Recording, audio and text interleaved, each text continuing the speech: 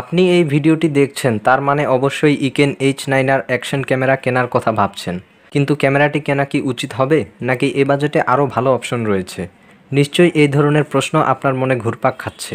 আপনার যাবতীয় প্রশ্নের উত্তর দেওয়ার চেষ্টা করব এই ভিডিওটিতে। এছাড়া ক্যামেরাটির ভালো মন্দ দিক সম্বন্ধে বিস্তারিত আলোচনা থাকছে। ক্যামেরাটির বক্স কন্টেন্ট ও অপারেশন ইনস্ট্রাকশন সহ যাবতীয় তথ্য উপস্থাপন করেছি এই ভিডিওটিতে। লিংক থাকছে ভিডিও ডেসক্রিপশনে, প্রয়োজনে দেখে নিতে পারেন। এবার মূল আলোচনায় আসা যাক। বেশ ভালো মানের প্লাস্টিক দ্বারা তৈরি করা হয়েছে ইকেন H9r এর বডি। এর বাটনগুলো প্লাস্টিকের তৈরি। পেছন দিকে কিছুটা রাবার জাতীয় উপাদান ব্যবহার করা হয়েছে, ফলে এতে খুব সহজেই স্ক্র্যাচ পড়ে যায়। তবে এভাবে একটু রাব করলেই দাগ ভ্যানিশ হয়ে যায়, বিষয়টি মজাদার।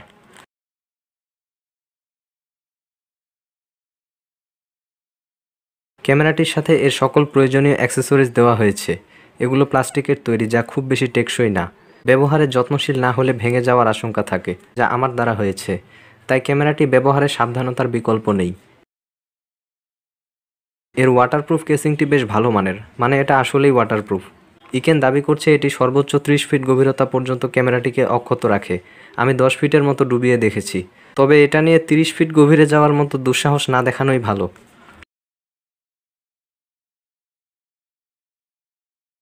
এবার আলোচনা করব এর ভিডিও কোয়ালিটি নিয়ে। দিনের আলোয় বেশ ভালোই ভিডিও হয়। ভালো বলতে 1080p, 4K না। 4K ভিডিওর অপশন থাকলেও তা আহামরি কিছু না। 1080pর মতোই আউটপুট পাওয়া যায় 4Kতে। এছাড়া 4Kতে ভিডিও করলে ক্যামেরা অত্যাধিক গরম হয়ে যায়, তাই 1080pতে ভিডিও করাই সর্বোত্তম। তবে 1080p কোয়ালিটিও আপনাকে সন্তুষ্টই করবে। ক্যামেরাটির দ্বারা ধারণকৃত কিছু ভিডিও দেখে নিন।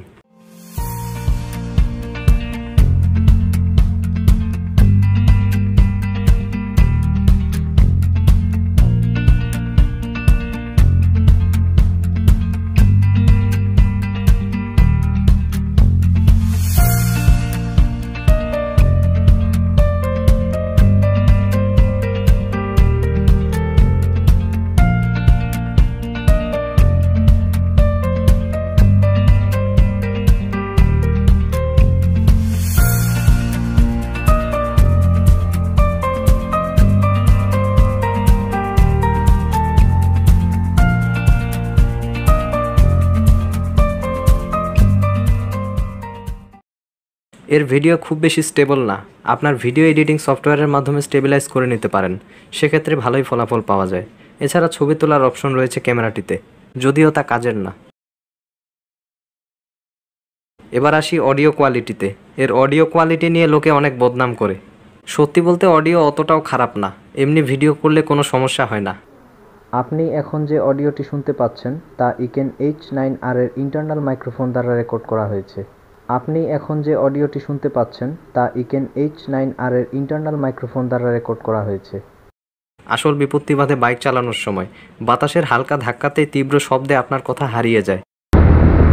বাইক চালানোর সময় আপনার কথাগুলো এভাবে অস্পষ্ট হয়ে যাবে। এছাড়া এতে এক্সটার্নাল মাইক্রোফোন ব্যবহারের সুযোগ নেই, এটা একটা বড় সমস্যা। কেউ আবার ক্যামেরাটির ইন্টারনাল মাইক্রোফোনের জায়গায় এখানে একটি অডিও জ্যাক লাগিয়ে নেন, সেক্ষেত্রে এক্সটার্নাল মাইক্রোফোন ব্যবহার করার সুযোগ থাকে। এটা কতটা কার্যকর সে সম্বন্ধে আমার আইডিয়া নেই, তবে আমার ইন্টারনাল মাইক্রোফোন দিয়েই কাজ চলে যায়, তাই আর মডিফাই করিনি।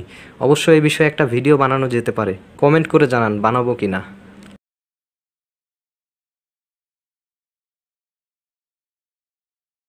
এবার ব্যাটারি নিয়ে আলোচনা করি। এর ব্যাটারি ব্যাকআপ নিয়ে নালিশ করার কিছু নেই। এক চার্জে প্রায় 45 থেকে 50 মিনিট ভিডিও করা যায়।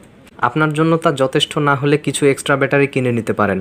এই ভিডিওটিতে এক্সট্রা ব্যাটারি সম্বন্ধে বিস্তারিত আলোচনা করেছি, চাইলে দেখে নিতে পারেন।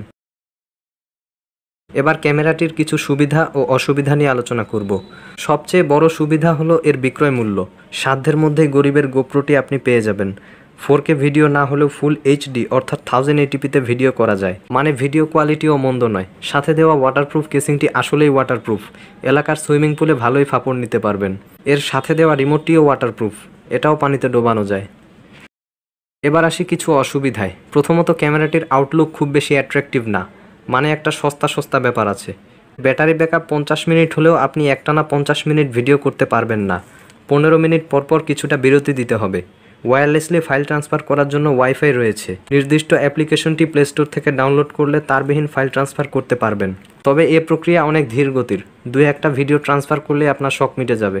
এছাড়া ফোনের সাথে কানেক্ট করতেও অনেক সমস্যা হয়। সবশেষে ব্যক্তিগত অভিজ্ঞতা থেকে কিছু পরামর্শ দিতে চাই। অবশ্যই ব্র্যান্ডের মেমোরি কার্ড ব্যবহার করতে হবে। মেমোরি কার্ড ও ব্যাটারি প্রবেশ করানোর সময় সাবধানতা অবলম্বন করবেন। ক্যামেরাটি রিচার্জ করতে 1 অ্যাম্পিয়ারের চার্জার ব্যবহার করবেন। সরবরাহকৃত চার্জার ব্যবহার করা সর্বোত্তম। এখন মূল প্রসঙ্গে আসি, ক্যামেরাটি কেনা উচিত হবে কিনা। এটা সম্পূর্ণ নির্ভর করছে আপনার উপর। এর অসুবিধাগুলোর সাথে মানিয়ে নিতে পারলে অবশ্যই কিনবেন। ভিডিওটি আজ এখানেই শেষ করব।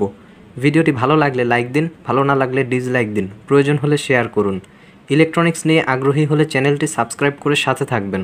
ধন্যবাদ।